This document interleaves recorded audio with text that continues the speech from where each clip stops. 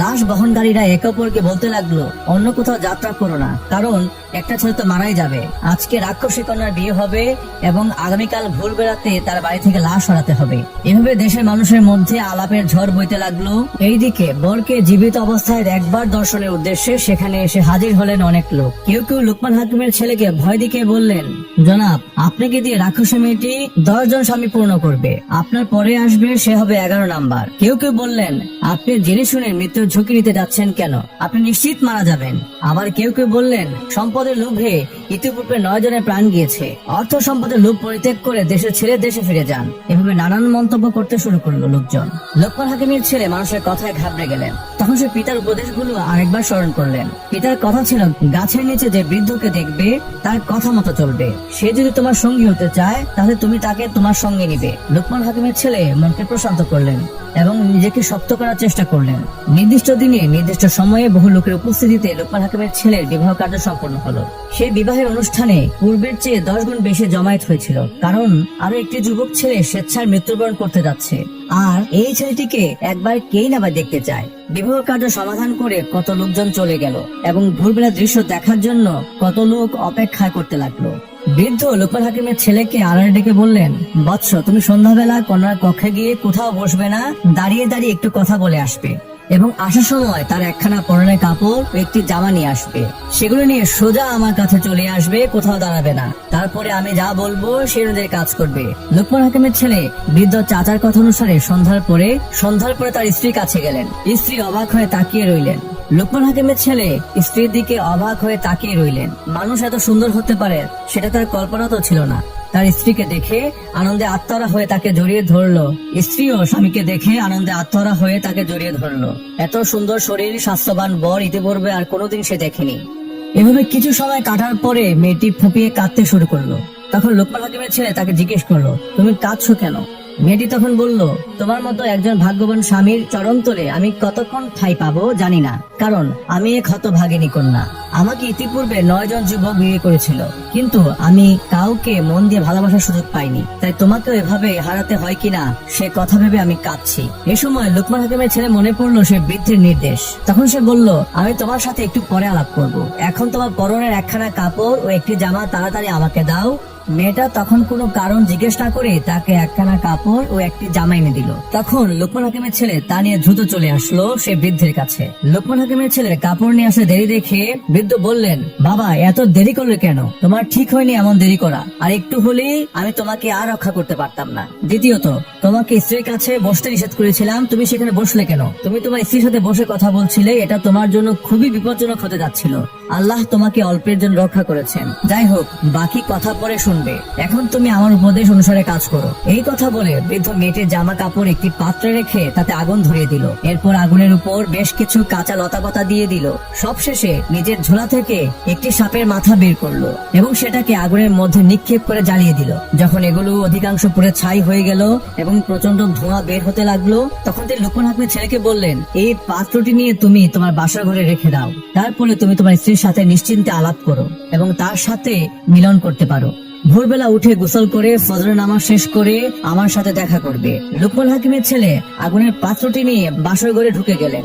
ঘরের যাবতীয় আসবাবপত্র সব লন্ডভন্ড হয়ে আছে। তখন সে ধোঁয়া মিশ্রিত পাত্রটিকে কক্ষের এক কোণে রেখে দিলেন। স্ত্রীর নিকট গিয়ে দেখলেন স্ত্রী অজ্ঞান অবস্থায় পড়ে আছেন। লোকমান হাকিমের ছেলে তাড়াতাড়ি তার মাথায় একটু পানি দিয়ে বাতাস করতে আরম্ভ করলেন। দীর্ঘ সময় সেবা যত্ন করার পর তার স্ত্রীর চেতনা ফিরে আসলো।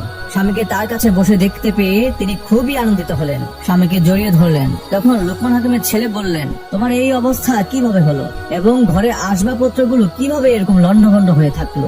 তখন তার স্ত্রী বললেন, আপনি ঘর থেকে বেরিয়ে যাওয়ার পরে একটি বিরাট দৈত্য আমার ঘরে এসে উপস্থিত হলো। সে আমাকে উপরে তুলে ধরলো এবং আমি অজ্ঞান হয়ে পড়ি। তারপর কি হয়েছে আমি কিছু জানি না। লোকমান হাকিমের ছেলে বলল, এটাই ছিল তোমার শেষ বিপদ। আল্লাহর রহমতে আগামীতে তোমার এমন কোনো বিপদ হবে না। এই বলে তারা প্রাণ ভরে কথাবার্তা বলতে আরম্ভ করলেন।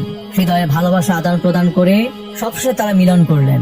রাত্রে শেষে গোসল করে উভয়ে ফজর নামাজ আদায় করলেন। অতঃপর সূর্যোদয়ের সাথে সাথে হযরত লুকমান হাকিমের ছেলে ঘর থেকে বের হয়ে সে বৃদ্ধ চাচার নিকট রওনা করলেন। তখন পথে বসে থাকা লাশ বহনকারীদের সাথে তার সাক্ষাৎ হলো। তারা বলল, হুজুর, আপনি কি ওই রাক্ষসী কন্যার স্বামী নন? তখন লোকমান হাকিমের ছেলে বললেন, হ্যাঁ, তোমরা ঠিকই বলেছো। আপনি কিভাবে বেঁচে আছেন? লোকমান হাকিমের ছেলে তখন বললেন, বাঁচা মরা সবকিছু আল্লাহ হাতে, আল্লাহ আমাকে বাঁচিয়ে রেখেছেন। তোমরা আমাদের জীবিত থাকার কথা এলাকায় ছড়িয়ে দাও। খবর শুনে দলদলে মানুষ এসে তাকে সালাম জানালেন এবং তিনি কিভাবে বেঁচে রইলেন তা তারা জানতে চাইলেন। লোকমান হাকিমের ছেলে বললেন, এটা সবই আল্লাহর ইচ্ছা ছিল। অতঃপর লোকমান হাকিমের ছেলে বৃদ্ধ চাচার কাছে গিয়ে সমস্ত ঘটনা খুলে বললেন। বৃদ্ধ চাচা তাকে বললেন, এই যুবতীর প্রতি একটি শক্তিশালী জিনের আসর ছিল। সে এই যুবতীর বিবাহ সহ্য করতে পারত না, কারণ যদি কোনো মানুষ এই যুবতীর সাথে একবার মিলন করে ফেলতো তাহলে ওই মেয়েটি জিনের আসর প্রভাব মুক্ত হয়ে যেত চিরদিনের জন্য। তাই ইতিপূর্বে তার অন্য স্বামীদেরকে মিলন করার পূর্বেই জিনটি একটি ক্ষুদ্র সাপের আকৃতি ধারণ করে তাদেরকে দংশন করত এবং তারা সাথে সাথে মারা যেত। এবারে আমি তোমার সাথে আসায় জিনটি পূর্ব হতে দুর্বল ও ভীত হয়ে পড়েছিল। অতঃপর তোমার স্ত্রীর কাপড় এবং কিছু তেজস্বী লতা পাতা জ্বালিয়ে সর্বক্ষেত্রে সাপের মাথা যখন সে আগুনে জ্বালিয়ে দিয়েছিলাম এবং সে আগুনের ধোঁয়া চতুর্দিকে ছড়িয়ে পড়েছিল, তখন জিনটি অস্থির ও উন্মাদ হয়ে গেল। সে তোমার স্ত্রীকে উপরে তুলে একটা আছাড় দিল এবং ঘরের সব আসবাবপত্র লন্ডভন্ড করে দিল। অবশেষে জিনটি পালাতে চেষ্টা করে আমি তখন তাকে বন্দী করে ফেলি এবং প্রচন্ড প্রহার করি, যার কারণে সে মৃত্যু অবস্থায় পৌঁছে যায়। অতঃপর তোমার মিলন করলে সে জিনটি মারা যায়। আর কোনোদিন তোমার স্ত্রীর সাথে এরকম ঘটনা ঘটবে না এবং কোনো জিন তোমার স্ত্রী ক্ষতি করতে পারবে না। এখন থেকে তোমরা নিরাপদ। তখন লোকমান হাকিমের ছেলে বৃদ্ধ চাচাকে অশেষ ধন্যবাদ জানালেন। এরপর তার পিতার পাওনাদারের কাছে যেতে চাইলেন। তখন বৃদ্ধ বললেন, এখন কি আর প্রয়োজন আছে আমার? লোকমান হাকিমের ছেলে বললেন, আপনি ছাড়া আমি কখনোই বাড়ি ফিরবো না। আপনি আমার জন্য আল্লাহ রহমত। আর যে কত বিপদ আছে তা আমি জানি না। আপনি আমার সাথে শেষ পর্যন্ত থাকবেন, যতক্ষণ পর্যন্ত না আমি আমার বাড়িতে ফিরে যাই। এর পূর্বে আপনি বিদায় গ্রহণ করতে পারবেন না এবং আপনাকে আমি ছাড়বো না। তারপর লোকমান হাকিমের ছেলে তার স্ত্রীর কাছে বিদায় নিয়ে পথ চলতে আরম্ভ করলেন। একদিন এক রাত দীর্ঘ পথ সফরের পর তারা একটি নির্দিষ্ট এলাকায় এসে পৌঁছালেন। সেখানে গিয়ে তারা স্থানীয় লোকদের নিকট ওসামের নাম ধরে জিজ্ঞেস করলেন, তার বাড়ির পরিচয় জানতে চাইলেন। লোকেরা তখন তাদেরকে ভয় দিকে বললেন, ওসানের বাড়িতে যাবেন, আপনাদের আমরা পরামর্শ দিচ্ছি, আপনারা ভালো মানুষের নেই টাকার দাবি ছেড়ে দেশে চলে যান। সে একটি খুনি এবং খুবই দূরদর্শী লোক। আপনাদের টাকা তো ফেরত দেবেই না, বরং আপনারা যদি তার কাছে টাকা চাইতে যান তাহলে সে কোনো না কোনো ভাবে আপনাদেরকে হত্যা করবে। এটাই ভালো হয় যে আপনারা টাকার দাবি ছেড়ে দিয়ে দেশের মানুষ দেশে ফিরে যান। লোকমান হাকিমের ছেলে এই সমস্ত কথা শুনে বৃদ্ধ চাচাকে জিজ্ঞেস করলেন। তখন বৃদ্ধ চাচা বললেন, আমরা আল্লাহর উপর ভরসা করে তার বাড়িতে যাব। আল্লাহ যদি আমাদের হায়াত রাখেন তবে সে আমাদের কিছুই করতে পারবে না। আমাদেরকে একদিন মৃত্যুবরণ করতেই হবে। তারা উসামের বাড়ি গিয়ে পৌঁছালেন। তখন উসাম এসে তাদের পরিচয় জিজ্ঞেস করলেন। তখন তারা তাদের পরিচয় দিলে উসাম বললেন, আপনাদেরকে অতিথি হিসেবে পেয়ে আমি খুবই আনন্দিত।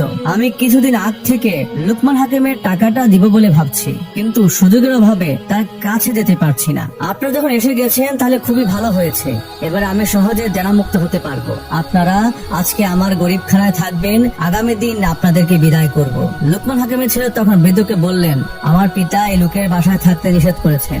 বৃদ্ধ তখন লোকমান হাকিমের ছেলেকে অভয় দিয়ে বললেন, কোনো সমস্যা নেই, আল্লাহর রহমতে আমরা আজকে এখানে রাত্রে যাপন করব এবং কাল আমরা এখান থেকে চলে যাব। বৃদ্ধের কথার উপর লোকমান হাকিমের ছেলে আর কোনো কথা বলতে পারলেন না। তিনি সেখানে থাকতে রাজি হয়ে গেলেন। দিন শেষে রাত্রি আসলো। রাত্রিবেলা মেহমানদেরকে উত্তম খাদ্য পরিবেশন করলো উসাম এবং উত্তম জিনিসপত্র দিয়ে তাদেরকে বিশ্রাম ব্যবস্থা করে দিল। 3 তলা বিশিষ্ট একটি অট্টালিকার নিচতলায় তাদেরকে থাকার সুব্যবস্থা করে দিল উসাম। রাত যখন গভীর হলো তখন বৃদ্ধ লোকটি লোকমান হাকিমের ছেলেকে খুব সঙ্গোপনে ঘুম থেকে জাগ্রত করলেন এবং বললেন, আমার সাথে এসে বৎস। লোকমান হাকিমের ছেলে বৃদ্ধের কথায় তার পেছন পেছন চলতে লাগলেন। বৃদ্ধ তখন সেই অট্টালিকার 2য় তলায় গিয়ে দেখলেন উসামের ছেলে একটি খাটের উপর শুয়ে আছে। তখন লোকমান হাকিমের ছেলে এবং বৃদ্ধ সেই বিছানাটি ধরে নিচতলায় নামিয়ে আনলো, যেখানে উসাম তাদেরকে রাত্রে যাপন করতে দিয়েছিল। সেখানে তারা উসামের ছেলে খাটে রেখে দিল এবং তারা দুজনে 3য় তলায় গিয়ে ঘুমিয়ে পড়লো। এবং যখন ভোর হলো তখন তারা উসামের চিৎকার শুনতে পেল এবং কান্নাকাটি শুনতে পেল। উসামের চিৎকার শুনে তাদের ঘুম ভাঙলো। নিচতলায় এসে দেখলো চতুর্দিকে পানি থই থই করছে। যে কক্ষে তাদেরকে বিছানা করে দেওয়া হয়েছিল সেটা পানিতে পরিপূর্ণ হয়ে আছে এবং উসামের ছেলে সে পানিতে ডুবে মারা গেছে।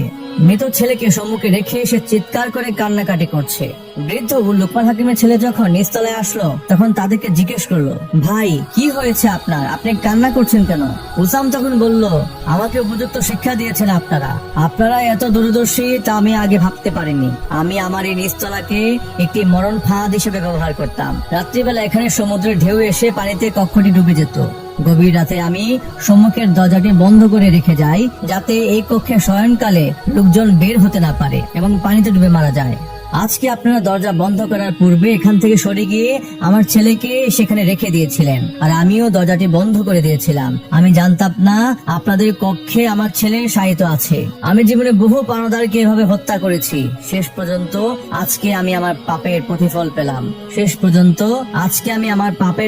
পেয়েছি। আমি আজ থেকে তওবা করলাম, বাকি জীবনে আমি এই গর্হিত কাজ আর কখনোই করব না। আল্লাহ আমাকে উপযুক্ত শাস্তি দিয়েছেন। আমি আপনাদের নিকট তওবা করে আবার নতুন জীবন শুরু করছি। আপনারা আমার এই অপরাধকে ক্ষমা করে দিবেন। বৃদ্ধ উসামের কথা শুনে বললেন, আল্লাহ আমাদেরকে তোমার হেদায়েত হিসেবে প্রেরণ করেছেন। যে অপরাধ তুমি জীবনভর করেছো তার জন্য আল্লাহর কাছে ক্ষমা প্রার্থনা করো। তোমার নিকটে যে সমস্ত মানুষ টাকা পাওনা আছে তাদেরকে সব টাকা দিয়ে দাও। তাদের বাড়ি গিয়ে তোমার ঋণ পরিশোধ করে দাও, না হয় আল্লাহ তোমাকে কখনোই ক্ষমা করবেন না। উসাম তখন লোকমান হাকিমের পাওনা টাকা তার ছেলের হাতে তুলে দিয়ে বললেন, আমি অল্প কিছুদিনের মধ্যে বাকি টাকাগুলো পাওনাদারদেরকে ফিরিয়ে দিব।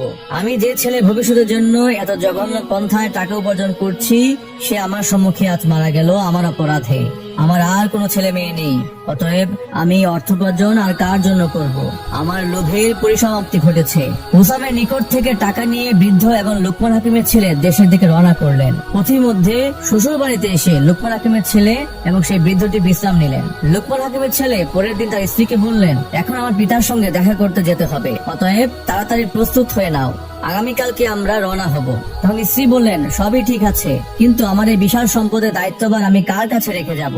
তখন লোকমান হাকিমের ছেলে বললেন, তোমাদের চাচা আমার কাছে বিয়ের প্রস্তাব নিয়ে গিয়েছিলেন, তাকে এই সকল দায়িত্ব দিয়ে দাও। তখন লোকমান হাকিমের ছেলের স্ত্রী তাকে বললেন, সম্পদের সকল দায়িত্ব তার চাচার কাছে অর্পণ করলেন। বিবাহে পাওয়া উপহার, অলংকার, কাপড় চোপড় এবং টাকা পয়সা নিয়ে তারা সকালে দেশের উদ্দেশ্যে রওনা হলেন। একদিন এক রাত দীর্ঘ পথ অতিক্রম করার পর দেশে এসে পৌঁছালেন। বাড়ি থেকে কিছুটা দূরে থাকাকালীন সময়ে বৃদ্ধ বললেন, বৎস, এবার আমাকে বিদায় করো। লোকমান হাকিমের ছেলে তখন বললেন, আপনি আমাকে যে সকল বাধা বিপদের হাত থেকে রক্ষা করেছেন, আমি কিভাবে আপনাকে ধন্যবাদ জানাবো তা আমার জানা নেই। আল্লাহ আপনার উপর রহম করুন।